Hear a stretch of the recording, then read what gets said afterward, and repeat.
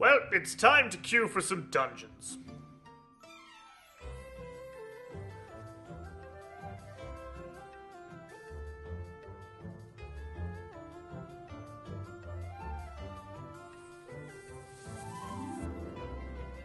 Two minutes? What the hell is this? 2 minutes for a dungeon queue? This is unacceptable! The population of Wildstar is clearly dead! Oh, okay. I sat down pretty recently and decided to start a new character on Wildstar. Still my favorite MMORPG currently in existence. I rolled up an Esper, something I'd never really done before in my time as a Wildstar player. I came to ask myself while I was doing this a question that I think many people have asked since free-to-play launched about 2 months ago. Is it working? Is free-to-play the revitalization of the community we'd hoped it would be when it was announced back in May? Or has this all just been a matter of the more things change, the more they stay the same? When free-to-play launched back in September, you could really be forgiven for thinking we would never need to ask this question again. The hype was real, like incredible. Hundreds of thousands of people slammed into the servers, returning to Nexus or discovering it for the first time. But it's been 2 months now, and the raging boil of free-to-play has cooled. How do things look now? Why don't we go check out the official forums? I'm sure they've got lots of input on the subject of this stuff. It's... Oh.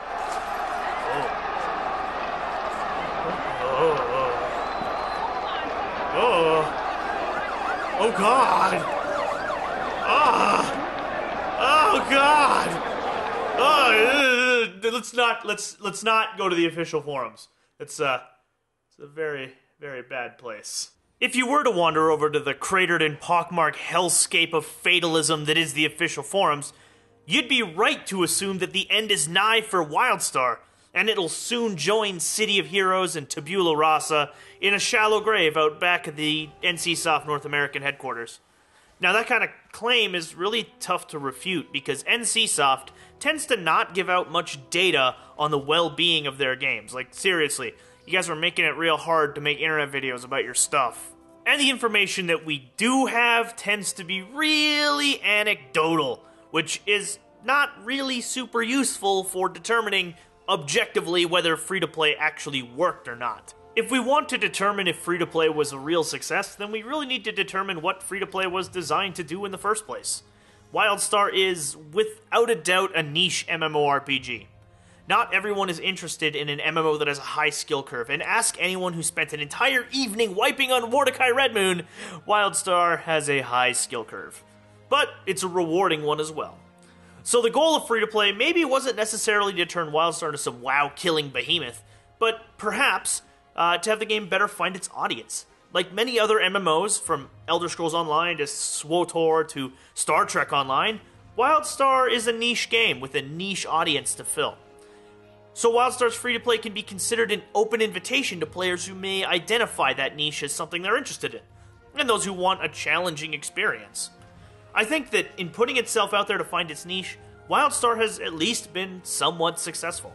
So let's start out by talking about server population, one of the most important factors going into keeping this game afloat. Because NCSoft doesn't release numbers, we basically have to make some semi-educated guesses based on a few factors. Some of this evidence might be considered anecdotal, but being that NCSoft really gives us nothing else to go on, I'd say it's still worth considering. So the obvious conclusion is that free-to-play would bring an increase in population almost inevitably because it's free now and that's just how free things work. Now hopefully the increased player base prevents NCSoft from taking Wildstar out back and giving it the old shotgun to the head.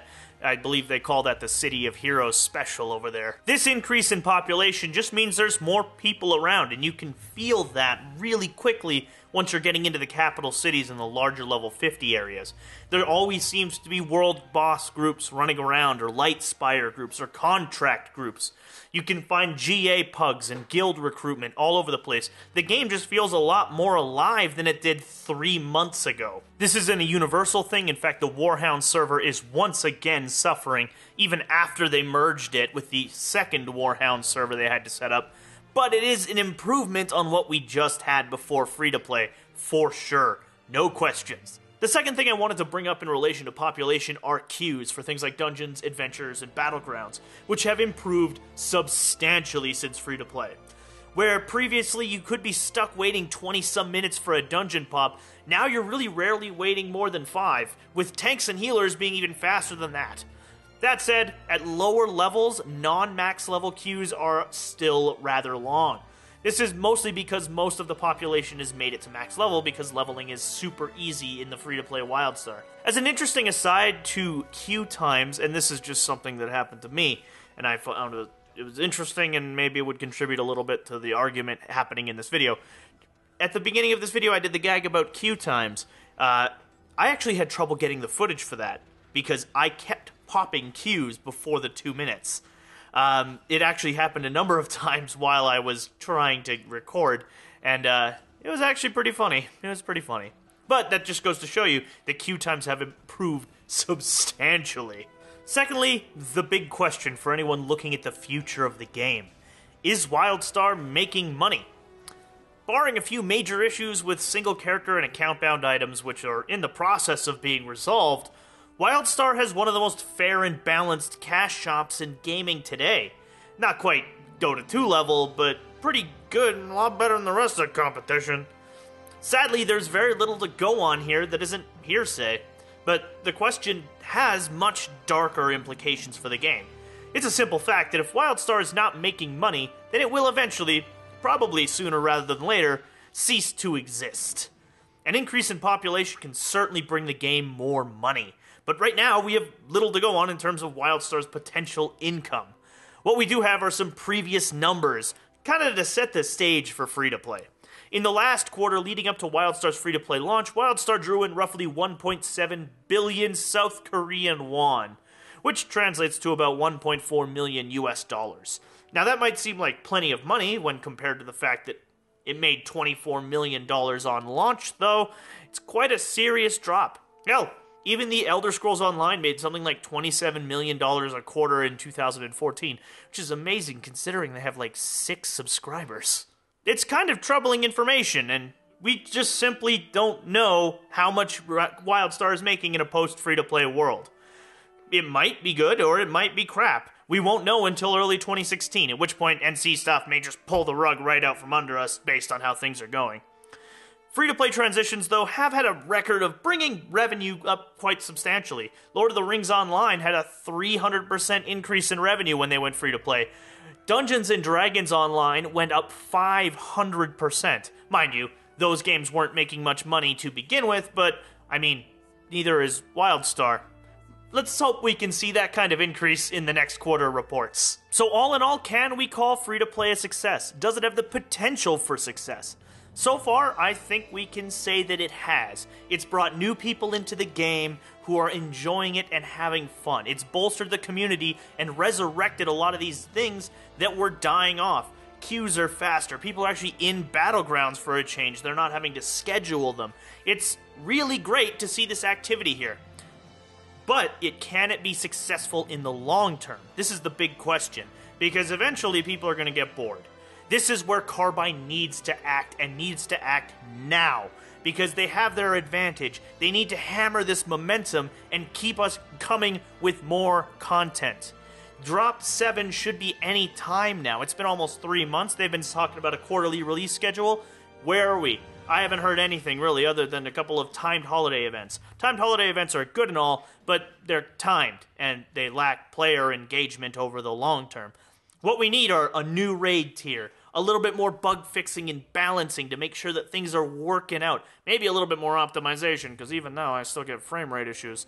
But there's so much stuff that Carbine can do, and now is the time to do it. Now is the time where Carbine can determine whether Wildstar lives or dies.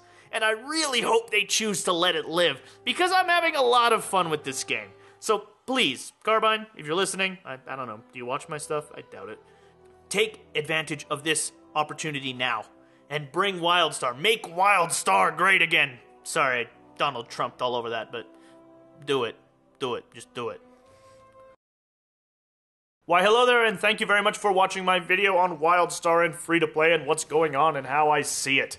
I just wanted to kind of get my opinions out there on how free-to-play feels and seems to be doing at this point. I think they've kind of started to find their niche. I think now we just need to know if they're actually making some money at it. But thank you very much. I'd love to hear your opinions on this down in the comments. I love to talk to you guys, so shoot a comment down if you have a thought or an idea or anything. If you did like this video, please support this channel by liking, subscribing, or sharing this video. It means a huge amount to me. But thanks again, and you all have a great one.